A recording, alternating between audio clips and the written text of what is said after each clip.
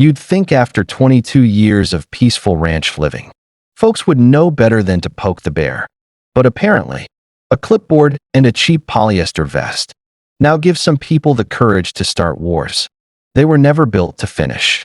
It all began on a Monday morning. Ironic, really, because that's the day I usually spend sipping coffee and tossing feed to the horses. Instead, I found a laminated notice duct taped to my front gate. You are in violation of community codes and must vacate the premises within 14 days. No signature, just a big red HOA stamp like they thought I'd be intimidated by stationery. Spoiler, I don't belong to their HOA. Never have. This ranch was established by my grandfather, before any of those suburban plots even existed. But it gets worse. They weren't just threatening eviction. They'd started towing equipment I had parked near the road. Then they called animal control on my livestock. Then, get this, they told my tenants I'd be shut down and they'd be better off aligning with the HOA. You'd think that'd be enough. It wasn't, because while they were busy playing sheriff, they missed one tiny detail. They built their precious clubhouse and admin building on the land I leased to them.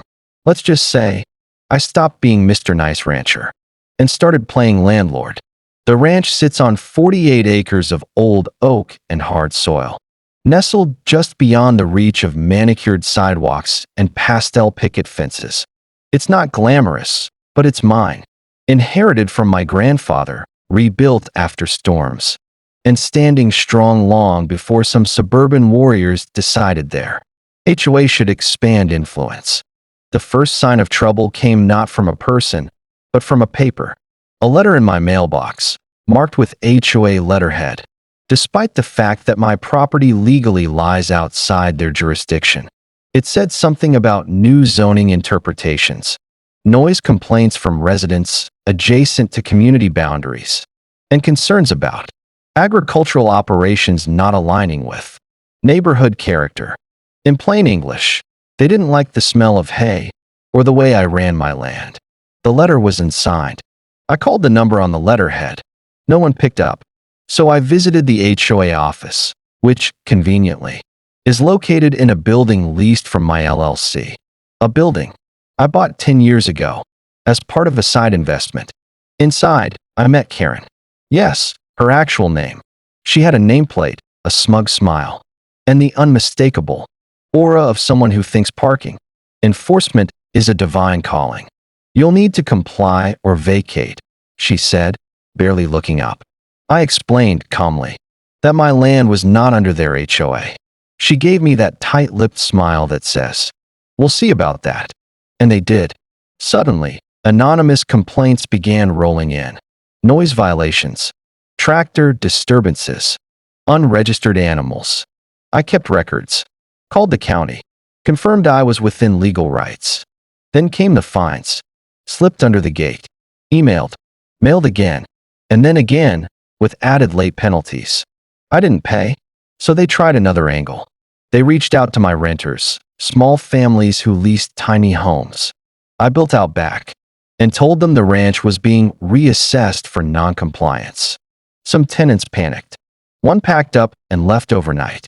When I confronted Karen, she claimed the board was just enforcing standards. I reminded her again that the land is not under their purview. She said, "Not yet." That's when I knew this wasn't ignorance. It was war. By the second month, things got bizarre. The HOA started staging community inspections, complete with 2 golf carts, 3 clipboard warriors, and a guy with a GoPro on my road. They claimed it was public access. It's not. It's a private easement deeded to me, recorded, and fenced. But that didn't stop them from driving onto my land and snapping photos of my hay, bales like they were contraband. I called the sheriff. The sheriff called code enforcement. Code enforcement called zoning. Zoning rolled their eyes. Meanwhile, someone chained the gate to my workshop overnight. Welded it shut. Took me 3 hours to cut through it the next morning. I posted trail cams. Guess who I caught on video? A member of the HOA board. Helmet on, bolt cutters in hand. I submitted it to the county. They filed a report.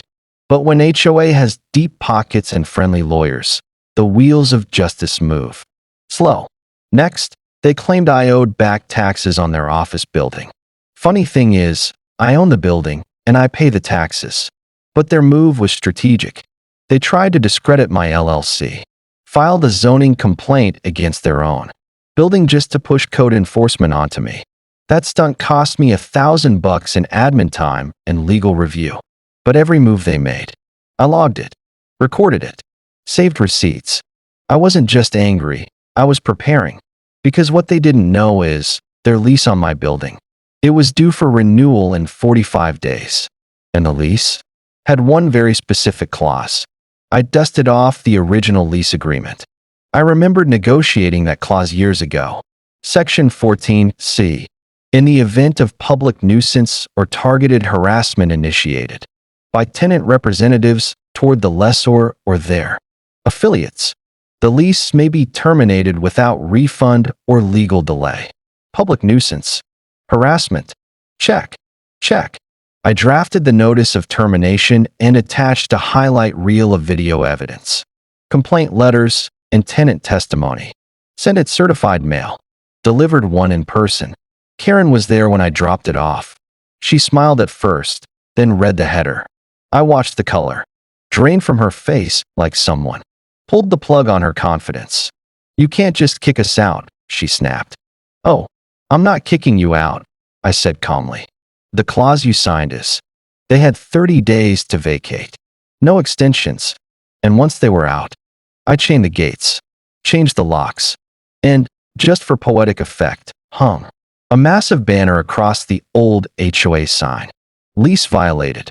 Rent doubled. Because remember the second clause? If the HOA wanted to renegotiate a lease under default, the rate would triple. Not double. Triple. That land they used for parking?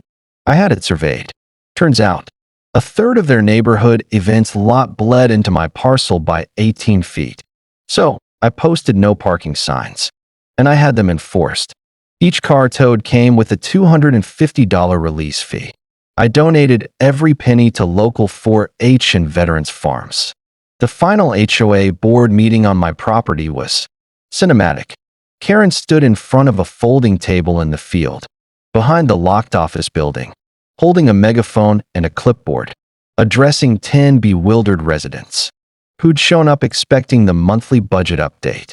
She tried to explain how a rogue rancher had unjustly evicted the board. That's when I showed up, in boots, hat, and holding a certified copy of the lease violation documents. "Would you like to read the clause to them, Karen?" I offered. She didn't speak, so I read it for them. Several residents clapped. One elderly couple yelled, "We never liked you anyway." Then the sheriff showed up, not for me, but for them. Turns out, one of my tenants had filed a civil harassment complaint, and another had found the HOA had used deceptive language to scare them into paying fake HOA dues. Now it was fraud. As the HOA was escorted off the property, I handed out flyers to every resident in earshot. This land is no longer under HOA control. Parking is now metered. Events must be booked through ranch management. And all HOA rates have been renegotiated, triple the previous rent. Effective immediately. Some folks laughed. Others looked furious. I just tipped my hat and walked away. It's been 6 months since I evicted the HOA from my ranch. They're still trying to recover, looking for new office space, rebranding their group, pretending like they didn't just get steamrolled by the guy they tried to harass off his own land. As for me, I added 3 new tenants. 2 of them are families the HOA tried to push out. They're thriving now, raising chickens, planting fruit trees, living their lives without someone peeking over the fence with a measuring tape. I also bought a second building near the post office, just in case the HOA gets any bright ideas about where to rebuild. But the real lesson here?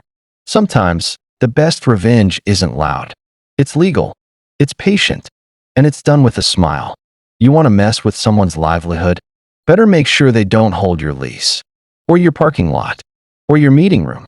Because while they were busy measuring my grass and finding my tenants, I was preparing a lesson in real power ownership. And now, they pay me rent. So let me ask you, what would you have done if someone tried to evict you from your own land? Comment below with justice served if you made it this far. And remember, never underestimate the quiet guy with a ranch, a pen, and a property deed. Because sometimes, the calmest person at the table owns the table.